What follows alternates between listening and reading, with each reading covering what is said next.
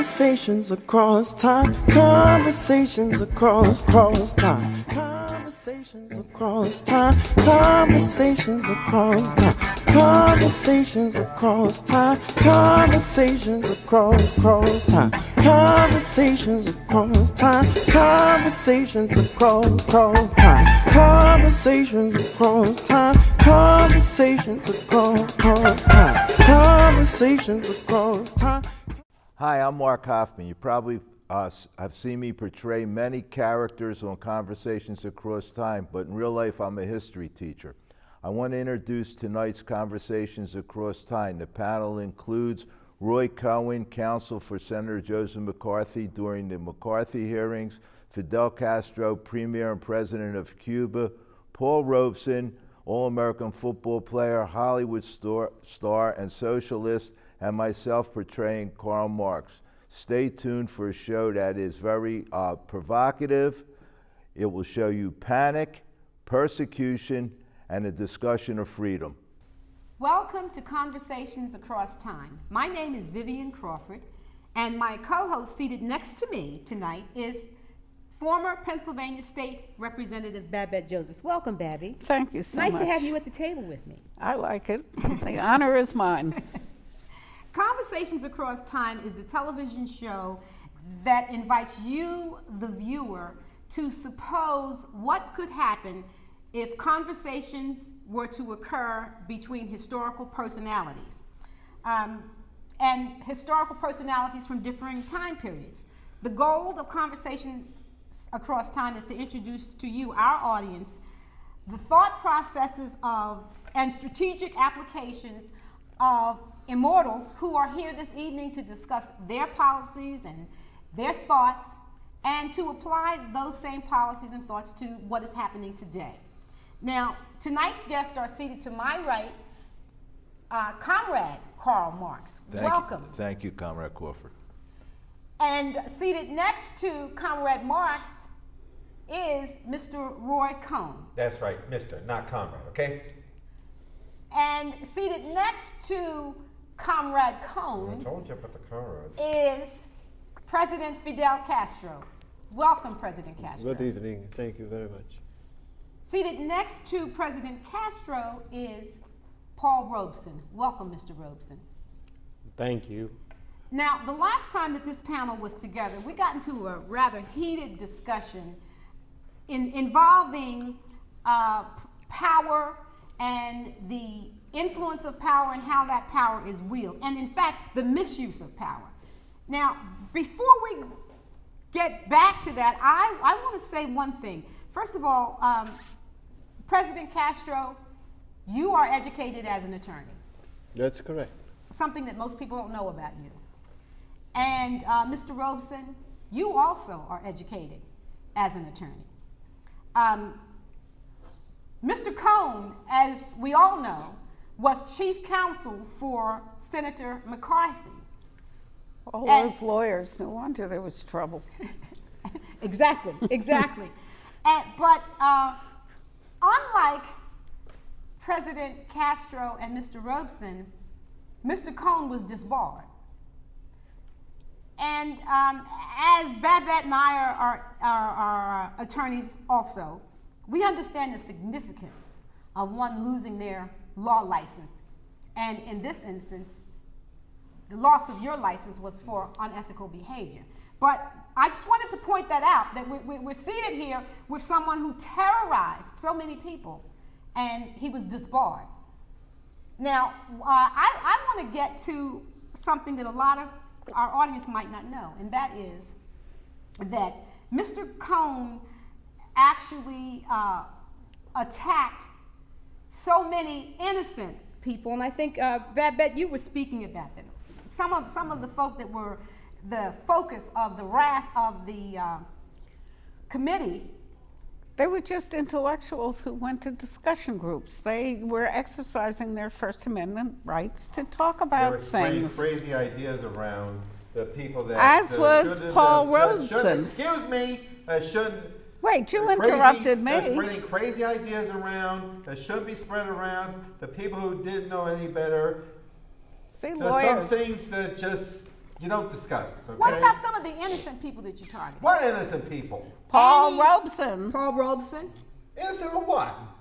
he did nothing except exercise his First Amendment rights to say what he favored politically. He was a communist dupe. But Now, so I the don't- fact that he was a communist, there is nothing illegal about being a communist. I mean, And you were a dupe. Dupe of what? I'm a dupe for what? You're a dupe of power. You're a dupe of McCarthyism. You're a dupe of homosexuality. I exercise power because I know how power works. And you lost it. Comrade Cohn, what are you? Excuse me about the comrades. What were you and your Senator McCarthy afraid of? Were you afraid of my ideas? Were you afraid of? We were afraid of communist subversion in the United States government. What do you mean by that, Mr. Cohn? Subversion. What's subversion? Subversion, communist agents. Agents whose primary allegiance was to the Soviet Union, not to the United States. That's what we were concerned Then about. why did you persecute people that had no ties to the Soviet Union, simply believed in my theory? I mean, that in and itself is enough to call you a communist agent agent of the Soviet Union as far as I'm concerned, because anybody who adheres to that is adhering to a dictatorial enemy ideology, and that is Karl to me is Marx treason. never President talked about Castro that. is a communist, so you could say that you would persecute people because of their Cuban belief? What are you saying? and when you talk about the Soviet You Union, persecuted people simply because they believed in my philosophy Your crazy philosophy. of economic. They didn't even have to believe they didn't have to in believe. it. I want to Materialism. give you one They case in just point. had to That's a good- discuss it. I want to give you one case in point. Miss Annie Lee Moss, African American woman who had a very low level position in the State Department. You dragged her in front of your committee and attacked her. Unfortunately, Edward R. Murrow, who we all in this business Another have a communist dude? Okay, Edward R. Murrow taped the testimony in front of your committee when you asked Annie Moss, who was a low-level employee in the State Department. She didn't have anything to do with coding, and you insisted that she was passing on secrets to the Soviets. Now, she never had anything to do with sensitive material, but the interesting thing is Miss Annie Lee Moss sat there, and you questioned her about Karl Marx, and she turned to her attorney, who you did not allow to speak because he's an African-American man in front of the committee, and she said, "Who is Karl Marx?" She did not even know who Karl Marx was because you had the wrong Annie Lee Moss. I'm just saying that your practices were so questionable. I'm just and you sit here now with no regret, no, oh perhaps I was wrong. You just don't have that. You just have arrogance beyond belief. That's because I represent people who run the country, who own the country, who For a own minute, the media, for a minute. and they decide, and we decide what you're gonna think, what you're gonna vote, and who you're gonna vote for. We decide. Comrade Cohen. Excuse me about the comrade. Comrade Cohen, What? you just articulated my theory of capitalism, Yes, you if did. you don't know it. So I think you should persecute yourself. Yes. Put yourself before your own committee and question yourself about your belief in communism, because you just articulated my theory of capitalism and the ruling class and the control the ruling class has. And So that's the way it's always been now- in history, and that is the way it's going to continue to be. Well, then you are a communist and you should persecute yourself. I'm calling me a Mr. communist. Mr. Cohn, What? your country is running on the residue of a revolution that has long passed in your own side of the fence, and now you say you were a communist when you fought against Britain and won your freedom, so-called freedom, and now you oppress people around the world because they do not. We don't oppress anybody. Mr. Robeson. We do not oppress anybody. My We don't. My colleague, Mr. Robeson, what have you discerned from the American policy abroad as you have traveled so extensively in its precepts of democracy? Unfortunately, the United States is not so different from the rest of the world in that the government of the United States pays lip service to liberty, but has seen no reason to stop Spying on everybody. limiting that liberty. The governments in various countries in the world are not without flaws. They're just vary by which values they excel in and in which they fail. The period of time in which Roy Cohn operated most actively in the United States government is one of the darkest times in the history of our great country. But we did not survive that period of time without learning valuable lessons about how to proceed and how to limit power in the future. You think we really learned lessons? We learned those lessons. Whether we have been able to put them into practice is a matter of Another some question. doubt. Yes. What do you call the season of the witch? Oh, Sounds Halloween. like a Why are song. you talking about Season of the Witch? Oh, well, I think I perceive a witchcraft here of some sort. Perhaps. Yeah, I you're- mean, A ghost yeah, hunt. you third world types. I mean, always got their superstitions. We work on- I mean, you don't know, so you're. And you don't have any. I don't know. So that's why I we don't come to know. your country to So did you- educate you and teach you how to really govern. Education is a good point for you. What is the level of literacy in your country? Low. Very low. Well, hey, we Lower got TV, than in we don't your need country. literacy. Lower Of course, than in because Cuba. literate people Much would lower. ferret you out as the phony you are.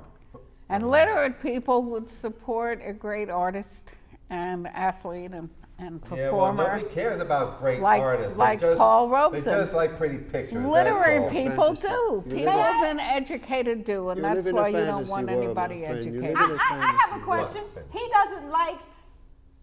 He does not like Mr. Robeson and what Mr. Robeson stood for. Mr. But wait.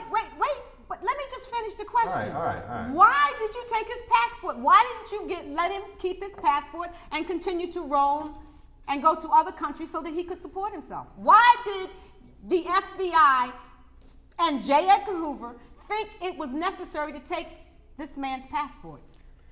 It's a citizen of the United Hey, States. everybody stands It's up a to right us. to travel. Everybody stands up to us. We smash them down. The heck with the Constitution. Yeah, that's right. Sometimes you Yeah, got the to break heck the law with in it. order to enforce it. Yeah, right. Comrade Cohen, I love everything you say because every word that comes out of your mouth reinforces my theory. Yes, it does. Who rules the country? The class that owns the means of production. And all you keep saying is we have the right to do this because we are the superior class. We're 'Cause the we have rich the money class. and we have all the you are doing resources. is continue to articulate my theory, and I think it's great, man. Keep on going. Because it is people like the we that you discuss, Comrade Cohn. It's the people like the we that you discuss. The haves, the 1% that own everything in this country, and The the rest ones of that us. produce things. Oh, no, you don't and produce produce anything. nothing. On the welfare line, don't do produce a goddamn anything. thing. You- The hell with them. You produce They nothing. In raise fact, your children. class lives off our You labor. produce Exactly. nothing, Mr. You live Cohen. off our labor. If a man works 4 hours a day to support his family and he works another 4 hours, that profit goes to you, and you did nothing to earn it. Nothing. You're learning off the back of these people who you debase. Who on welfare are raising our children. What is more important You must than respect- raising our children? Not you, Mr. you Cohen, must not you. respect work. You must respect the workers who support your needs. We don't have to respect them. We don't have to think about it. The people I represent. I fool. They own the country, and they're going to do everything They're they gonna keep can. hanging They're on going to to it. maintain control of it. So get used to it. You are a fool. No, I am not. Call me a fool. Mr. I- Cohen, That's how it works. I Mr. mean, look at polling. We It's not working. Comrade Cohen, The people. Yeah, well- if that were true, and you were so sure of yourself, why would you have to persecute and bring those people before your committee for simply believing in a different idea if you were not afraid of that idea? And that idea would topple your Mr. Marx, belief they in your didn't even have to superiority. believe in it. They Why just would had you? to discuss it. If That's a your good idea, idea. if your idea could topple my theory, then why would you have to persecute people who believe in my theory? Your Why don't idea you would just- stand on its own. Theories are from a foreign enemy country. Wait a Karl minute. Marx. Wait a minute. Well, There's no something doubt. very interesting. Wow. And Babette, please say that a little louder. People didn't have to believe in communism. All they had to do You was do go it to to- a meeting. All I had to do was discuss it. And if communism is such a bad idea, you should have had a better idea. And if you put your better idea out and it wasn't adopted, well, too bad. That's how this works. People don't do ideas. And you know, the American people, they don't worry about ideas, they don't worry about ideology, they don't worry about theory. They just go to work, come home, go to bed, And watch take care of TV. you, right. Yeah. Hey, I don't need anyone taking care of me. I'm very wealthy, I'm very powerful, I don't need I want to tell you That's one how thing you that you go. weren't so powerful with, and that is when you took on the United States Army. And you took on the United States Army because your lover, David Shine, He had was been my drafted. friend, he was not a... Well, okay, whatever he Still was to calling me you. a homo. Whatever he was to you, he had been drafted, and you actually contacted the Secretary of the Army, and you tried to get your friend commissioned as an officer because you wanted him to work with you. And because that was not done, you decided to take on the United States Army. But I don't think it had a lot to do with David Shine. I think it had to do with you. And yes, your absolute power was challenged by the Army. They wouldn't do what you said. You said, do it. They said, sorry. And so you decided you'd get them. But what happened was they got you. Thank goodness. You got gotten, my friend.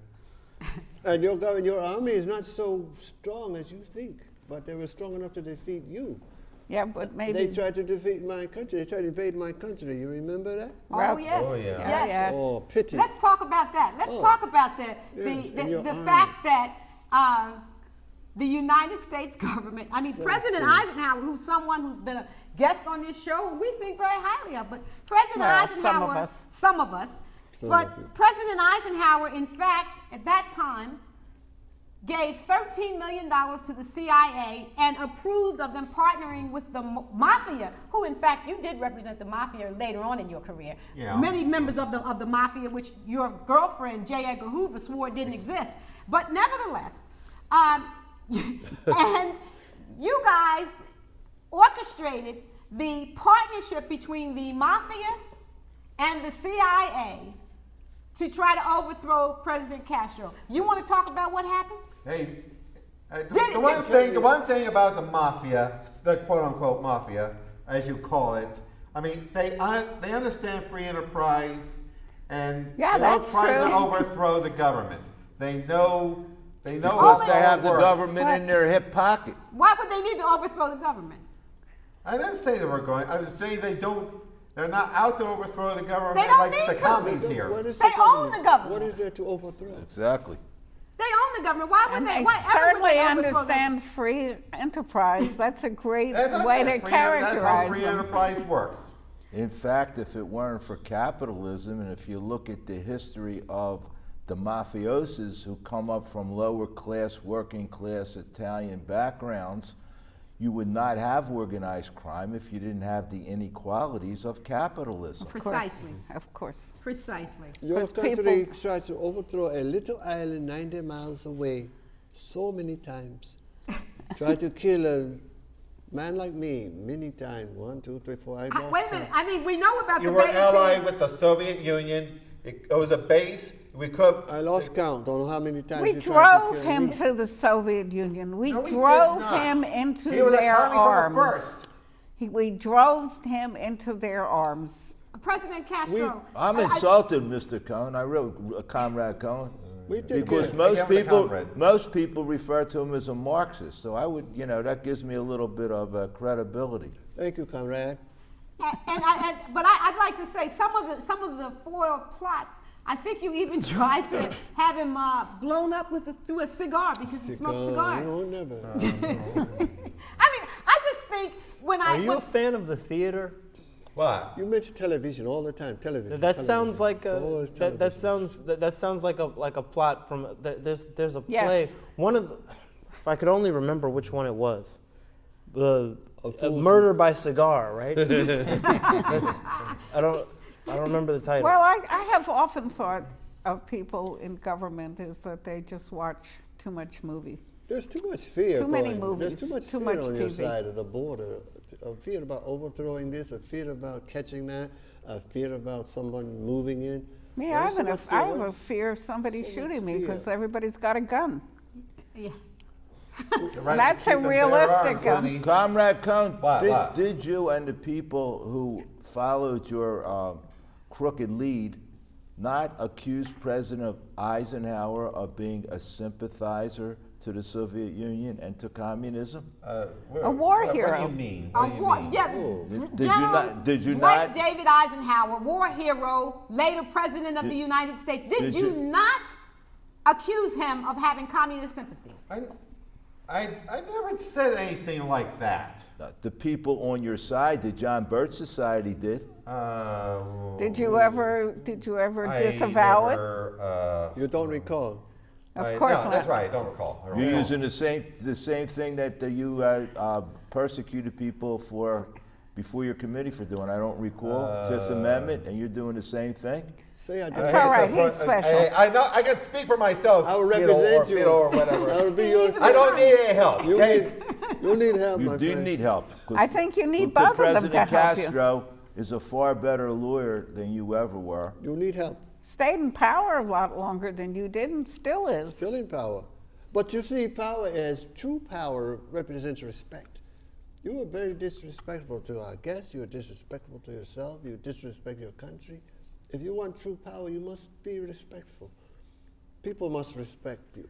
And I get respect by asserting my power. Now you get respect from other people You by earn having you earn self-respect. respect, my friend. You I- earn respect. By Respect having myself. self-respect, How- and you hate yourself What do you mean hate myself? What do you mean? Look for at being you. gay, for Look at being you. a homosexual, as they said in those days, and for maybe having communist sympathies, who knows? And for being Jewish. And for being Jewish. I didn't ask to be a Jew, okay? I didn't ask for You it. didn't ask to be a homosexual Never either. apologize for who you are. You can be a Jewish homosexual if you want to be. Yeah, we don't care. We have absolutely no problem with that. But you do hate yourself for all three. And the reason why people didn't respect you is because you don't respect yourself. Fine, whatever. You were, well, I guess There's hope. I want you to know that of all the people on this panel, at least I don't think you're a pinko. I don't care what you think, Paulie. I don't care. I don't give a See? shit. But what do you count? Because you are a pinko, right? I mean, in his eyes. So your opinion doesn't count. Or your wonderful voice, or your terrific speeches, or your great performances, or Who your... nobody gives a shit about. Some of us just need a little affirmation and support. And I want you to know, Mr. Cohn, that I am here for you. Oh, yeah, Ron. And I'm sorry, my sir. There's so much pain in your world, your little world. There's so much pain. And if you think about your childhood when you were once a little boy, I'm sure your He was world never a was little not boy. So painful. But you know, I want to say something, Mr. Cohn. As I sit here and think about how you died, running through the hospital halls screaming that they're out to get me, they're out to get me, being visited by the demons that you created, because the Rosenberg trial. The Rosenberg trial, I mean, there was no question that you knew that the testimony that came before you and the evidence that was presented, at least against well, Ethel. David Greenglass, who was Ethel's brother, You testified that Ethel was typing up the notes, and that's why she went to the death chamber. He later said, just recently, because he just recently died, it might have been my wife too, but we had children and I was going to protect her, and you set that up. and you knew that the information that was presented against the Rosenbergs was false. At least against Ethel. But Ethel didn't do a thing. and And you knew that, and so did everybody else. and she had children. They had children. They had those two boys who got raised as, their last name was Meerpole, I think. A family took them. I mean, I guess that. I guess he's starting to show HIV symptoms here or something. What symptoms? But maybe what I want to say to you is the way that you died, being challenged by all of the wrongs that you've done, running through a hospital saying they're out to get me, and you thought that Ethel Rosenberg was in your hospital room. I mean, I hope she was. I have a sense of profound, I don't know, I guess I want to say sympathy for you to have died alone, unloved, and for history to finally be brought about that where we can talk about people like you and of your ilk to actually punish ilk to punish people who think differently. And I don't even know, because I believe, as Comrade Marx said, maybe you were in fact a communist yourself, and that's why you hated yourself so much, and that's why you went after communists the way that you, or suspected communists the way that you did. I feel sorry for how you died. And I feel sorry for what history has done to you, because you know what, we all know what you were and what you represented. And guess what? You're not so far from some people who think they run this country today. You're not so far from that. And they still run the country. Yes. And they're always going to run the country. What else is there? There's nothing else.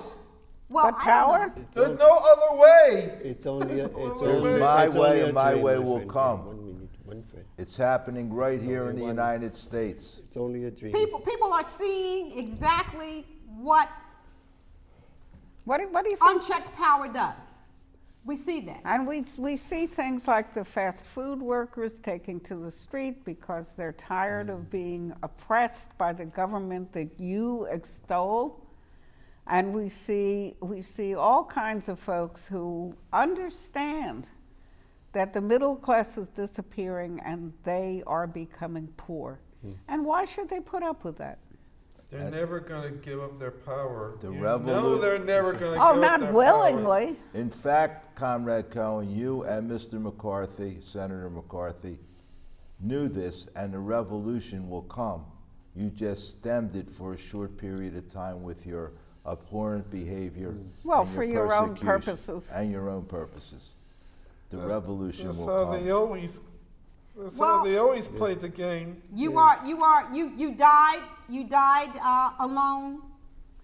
You were disgraced in death, and your memory and Senator McCarthy's memory is something that we hope will forever be an example to what is wrong, what can be wrong with the abuses And of the power. people that you abuse, some of whom are at this table, like Mr. Robeson, didn't do anything nearly as bad. You don't That's how it sound works very here. sympathetic. That's how. No, I'm not pretending to be sympathetic. No, You I'm must sym- be speaking to Ms. You're Crawford. speaking to me, because I'm sympathetic for the way that he died. That's what I'm sympathetic. I'm If it's sympathetic not that he me- died.